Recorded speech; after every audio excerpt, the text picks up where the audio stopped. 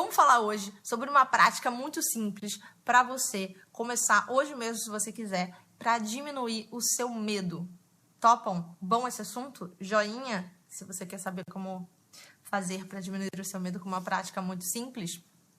É muito, muito legal, tá? Eu vou dizer que estou apaixonada por esse assunto de hoje. Por quê?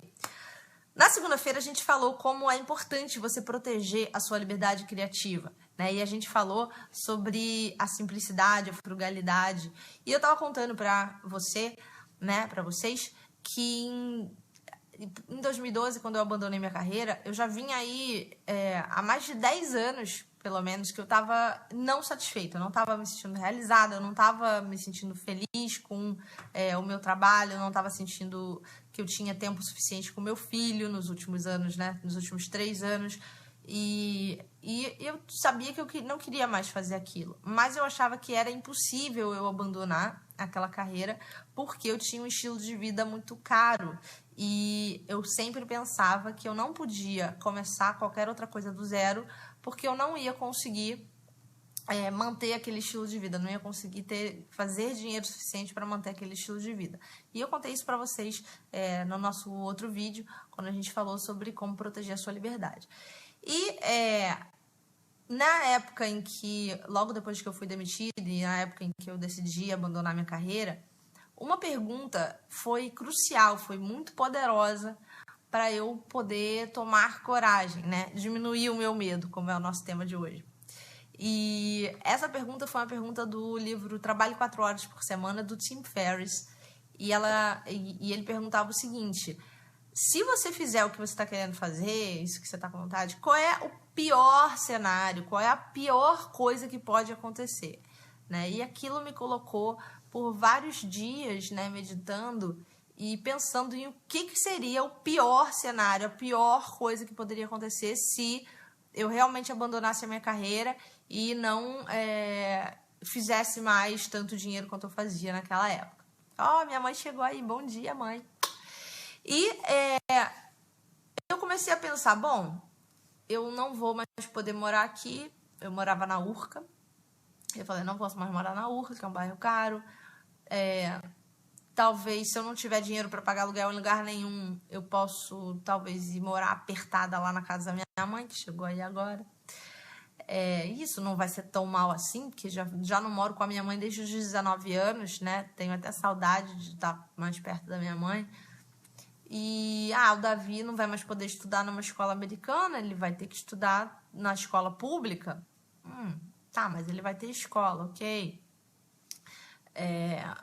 Bom, não vou mais ter plano de saúde, mas tem aquela UPA aqui perto aqui de casa, tem aquele hospital público que eu sei que é mais ou menos bom e não sei o que e tal. Minha irmã é médica, tem muitos amigos dela que trabalham em hospital público, de repente a gente consegue alguém para pelo menos dar uma atenção se for alguma coisa grave. Comecei a pensar nos piores cenários. Falei assim, se tudo der errado, eu posso morar num lugar assim no interior do Nordeste, eu falo inglês, eu posso trabalhar numa pousada ou num restaurante, e aí um lugar assim que de repente, tipo uma pousada, onde eu trabalho, mas eles me deem um quartinho para eu e o Davi, ou num restaurante onde eu já tenho as refeições. Eu comecei a pensar um monte de cenários, né? Qual era o pior cenário?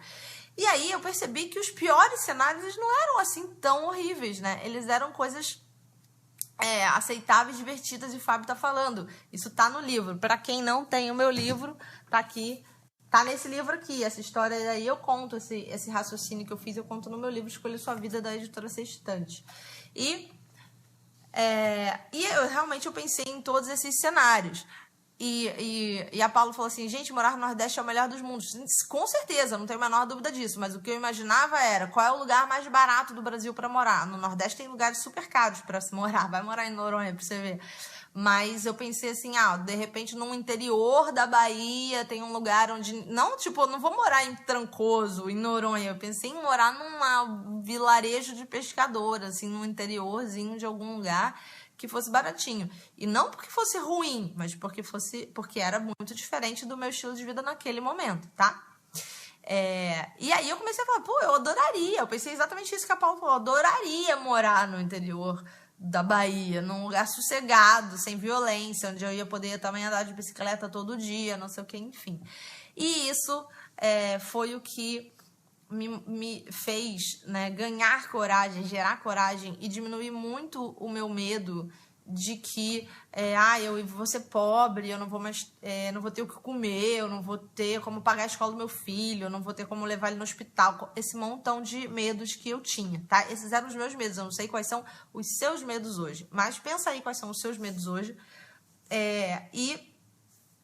Hoje eu estava ouvindo o podcast do Tim Ferriss, que é o cara que, né, me fez essa pergunta.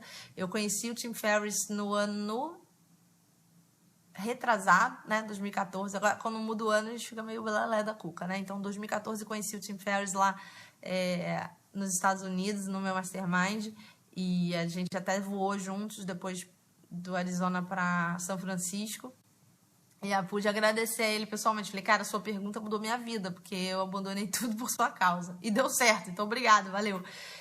E aí eu tava ouvindo o podcast dele, e nesse podcast ele bota uma carta do Sêneca, a carta número 18. Então, se vocês quiserem ler, procurar essa carta depois, é domínio público, vocês acham fácil ela na internet, é a carta número 18. E nessa carta número 18, o Sêneca fala para você tirar todo mês alguns dias. Depois ele fala que 3, 4 dias tá bom, mas se você quiser também pode ser mais. Para praticar, treinar, tá contente, né? Treinar o seu contentamento com o mais simples e o mais barato, né? E aí, durante esses dias, enquanto você vai treinando o mais simples e treinando viver com coisas mais baratas do que você normalmente vive, ele fala para você se perguntar, é essa condição que eu tava com tanto medo, que eu temia tanto, né? Esse é o cenário que tanto estava me apavorando, né? Então, o Tim Ferriss, por exemplo, ele faz o seguinte, ele pratica isso, né? Então, ele faz o seguinte, às vezes ele passa uma semana inteira usando a mesma roupa, mesmo, né? Tipo, só camiseta branca, calça jeans. Não a mesma sem trocar, né? Mas sem, uma coisa diferente, especial. Não, eu vou ficar a semana inteira só de camiseta branca, calça jeans, eu quero ser simples. Não vou usar nenhuma bolsa cara, nenhum lenço maravilhoso, nenhum acessório, nada de ouro, nada. Ser mais simples que você se vestir, o mais simples que você puder, né?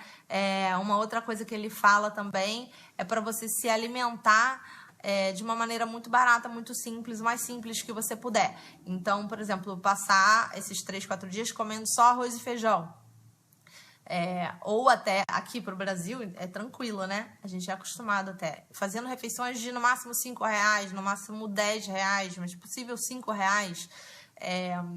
E até mesmo, se você tiver, claro, né, condição física para isso e não faça sem acompanhamento médico, até mesmo fazer um jejum, né? Treinar, fazer um jejum, ficar sem comer. Mas não faça isso sem acompanhamento médico. E o legal é você perceber como você pode sim ser feliz, ser contente com essas restrições, né? E o Sêneca fala nessa carta dele que mesmo nos dias de paz, os soldados treinam e praticam para o momento da guerra, né? Então, enquanto você não está vivendo essa situação que você tem tanto medo, pratique essa situação, né, no seu dia a dia, por 3, 4 dias por mês, para você se acostumar com isso, você vê que você não morreu por causa disso, que você pode viver comendo só arroz e feijão, sem ir nunca comer em restaurante, sem nunca comer uma coisa mais cara, vivendo com roupas simples e não saindo, não passeando, não gastando dinheiro, Você pode viver assim, que foi o que eu, na prática, acabei descobrindo, né, quando fui demitida, porque realmente eu não gastava dinheiro com essas coisas, eu comecei a viver bem mais simples, porque eu precisava, e eu vi que era tudo bem, que estava super tranquilo, né? E a frase do Sêneca que eu gostei muito, eu até anotei aqui no caderno, tô lendo para vocês, foi a seguinte, que a paz de espírito de um homem não depende da sorte, né? Então, ao você praticar cada vez mais esses dias aí de simplicidade, frugalidade, até de pobreza, né? O Tim Ferriss chama esse podcast dele de pratique a pobreza, né, e reduz o medo, quanto mais você for praticando esses dias, incluindo, né, esse treino aí dentro da sua vida, mais você vai desmistificando o seu medo, né? O medo, eu sempre falo que o medo se alimenta muito do desconhecido. E quando você pratica a simplicidade, a frugalidade, até a pobreza, você está jogando luz sobre o desconhecido. Você está vendo como é que é aquilo que você está fantasiando e que está gerando medo. A fantasia está gerando medo. Então, coloca a fantasia na prática para ver se realmente dá esse medo todo. E uma coisa importante, principalmente que pra gente que está num país como o Brasil, é quando você praticar isso, você se lembrar que, na verdade, isso que para você é um treino que você está fazendo por 3, 4 dias, na verdade é a situação de vida normal de milhares de pessoas, não só no Brasil, mas no mundo todo, né? E a Dani fez uma pergunta boa, não há um risco disso atrair a pobreza? Não. Por quê? Porque o que atrai a pobreza, né, ou a escassez, que eu acho que é melhor do que a gente falar pobreza, é você se conectar com a vibração da escassez, a vibração da pobreza. E esse exercício, ele é o contrário, ele conecta você com a abundância, ele atrai mais prosperidade e mais abundância. E foi exatamente isso que aconteceu comigo, Dani? Porque eu, em 2012, falei assim, eu não quero mais saber de ser rica e infeliz. Eu quero ser feliz, mesmo que eu precise ser pobre. Se o preço for esse, eu quero pagar, eu estou disposta. E aí, exatamente, a Andrea falou, isso faz você ser rico com o que você tem. Então, você consegue sentir a emoção e a sensação que você sente no seu corpo, e é isso que atrai mais do mesmo, é a sensação de contentamento, de gratidão, de felicidade, de alegria, de bem-aventurança com aquilo que você tem, né?